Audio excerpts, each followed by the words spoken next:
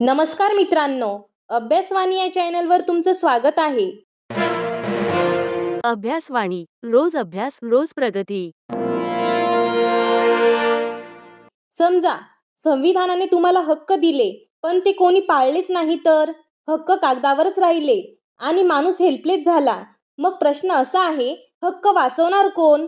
आतापर्यंत आपण पाहिलं, धर्माचं स्वातंत्र्य दिलं, संस्कृती जपली, अल्पसंख्याकांच्या शाळा सुरक्षित केल्या.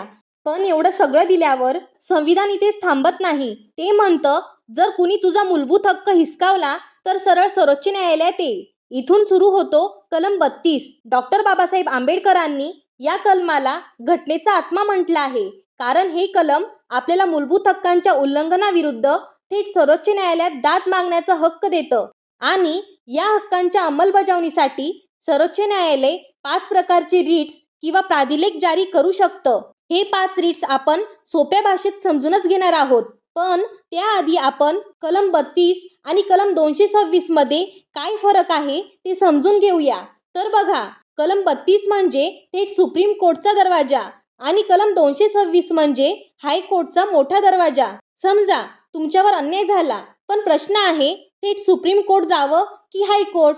इथेच कलम 32 आणि कलम 226 चा फरक सुरू होतो.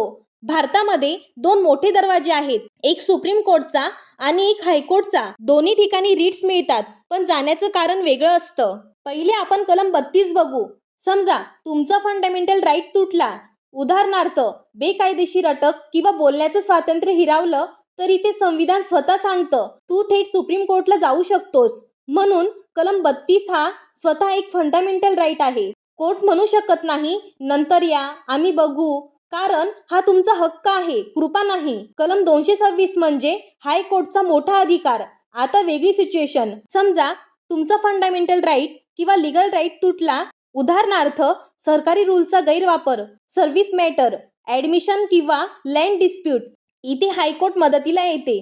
पण एक फरक आहे, कलम 226 हक्क नाही, तो कोर्टचा अधिकार आहे. म्हणजे हायकोर्ट ठरवते केस घ्यायची की नाही. इथे एक कॉमन पॉइंट आहे, सुप्रीम कोर्ट असो वा हायकोर्ट, तेच 5 रिट्स, हेबियस कॉर्पस, मॅन्डमस, प्रोहिबिशन, सर्टिओररी, को वॉरंटो.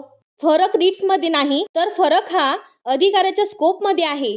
सुप्रीम कोर्ट म्हणजे संपूर्ण भारतासाठी एकच गेट, हायकोर्ट म्हणजे त्या राज्यापुरताचं गेट. म्हणून कलम 226 चा उपयोग फक्त त्या हायकोर्टच्या क्षेत्रातच. आता परीक्षेच्या दृष्टीने एक पॉइंट लक्षात ठेवा, इमर्जन्सीमध्ये कलम 32 सस्पेंड होऊ शकतो, पण कलम 226 सस्पेंड होत नाही.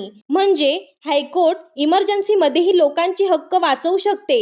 म्हणून लक्षात ठेवा, कलम 32 छोटा नाही आणि कलम 226 कमी नाही. दोन्ही वेगळ्या पर्पजसाठी पॉवरफुल आहेत. हे समजलं तर पॉलिटीमधला सगळ्यात स्कोरिंग भाग क्लिअर. आता आपण 5 रिट्स डिटेलमध्ये पाहूया. कलम 32 मधला सगळ्यात महत्त्वाचा आणि लोकांच्या आयुष्याशी थेट जोडलेला रिट्स म्हणजे हेबियस कॉर्पस, म्हणजेच देहोपस्थिती किंवा बंदी प्रत्यक्षीकरण. हा रिट म्हणजे माणसांचं स्वातंत्र्य वाचवणारा रिट.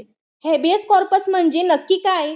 तर बघा, याचा सरळ अर्थ होतो अटक केलेल्या व्यक्तीला कोर्टासमोर हजर करा. कोर्ट विचारतं, हा माणूस का अटक केला? अटक कायदेशीर आहे का? कायद्याप्रमाणे प्रक्रिया पाळली आहे का? समजा एखाद्या व्यक्तीला पोलिसांनी रात्री उचलून नेलं, ना FIR दाखवली, ना कोर्टात हजर केलं, घरच्यांना काहीच माहीत नाही, तेव्हा कोर्ट सांगते त्या माणसाला लगेच माझ्यासमोर हजर करा. जेव्हा अटक बेकायदेशीर असते तेव्हाच हेबियस कॉर्पस दिला जातो. म्हणजे कायद्याचा आधार नाही, अधिकार नसलेल्या अधिकाऱ्याने अटक केलेली असेल किंवा आवश्यक प्रक्रिया पाळलेली नसेल. समजा जर पोलीस एखाद्याला 24 तासांपेक्षा जास्त कोर्ट समोर न नेता ठेवत असतील, तर अटक बेकायदेशीर ठरते. हेबियस कॉर्पस हे थेट कलम 21 सोबत जोडलेले आहे. हेबियस कॉर्पस कधी लागू होत नाही? जर अटक कायद्याप्रमाणे झाली असेल किंवा कोर्टाच्या आदेशाने अटक झाली असेल, तर हेबियस कॉर्पस लागू होत नाही. उदाहरणार्थ, जर एखाद्याला वैध कोर्टने अटक झाली असेल तर हेबियस कॉर्पस चालणार नाही. म्हणूनच हेबियस कॉर्पस हा फक्त कायद्याचा शब्द नाही, तो सामान्य माणसाचा सगळ्यात मोठा संरक्षण कवच आहे. आता आपण पाहिलं हेबियस कॉर्पस, ज्यात कोर्ट म्हणतं माणूस बेकायदेशीर अटकेत असेल तर लगेच सोडवा. पण प्रश्न असा आहे, जर माणूस मोकळा आहे पण सरकारच काम करत नसेल तर? आपल्याकडे काय होतं, फाईल दिली, अर्ज दिला, सगळे कागद पूर्ण, पण ऑफिसमध्ये फाईल धूळ खात पडलेली आणि अधिकारी म्हणतो उद्या या, पुढच्या आठवड्यात या. अशा वेळी संविधान सांगतं एक उपाय आहे, मॅन्डमस. मॅन्डमस म्हणजे कोर्टाने दिलेला असा आदेश जो सांगतो तुझं काम कायद्यानुसार आहे आणि ते करायलाच लागेल. आपण एक डेली लाईफ एक्झाम्पल घेऊया, म्हणजे तुमची कन्सेप्ट लगेच क्लिअर होईल. समजा तुम्ही कास्ट सर्टिफिकेटसाठी अर्ज केला, सगळे डॉक्युमेंट्स बरोबर आहेत, कायदा तुम्हाला हक्क देतो, पण अधिकारी जाणीवपूर्वक सर्टिफिकेट देत नाही. अशा वेळी तुम्ही कोर्टात जाता. कोर्ट तपासून पाहतं कायदेशीर हक्क आहे का, ही पब्लिक ड्युटी आहे का, आणि मग आदेश देते हा सर्टिफिकेट द्या, काम थांबवता येणार नाही.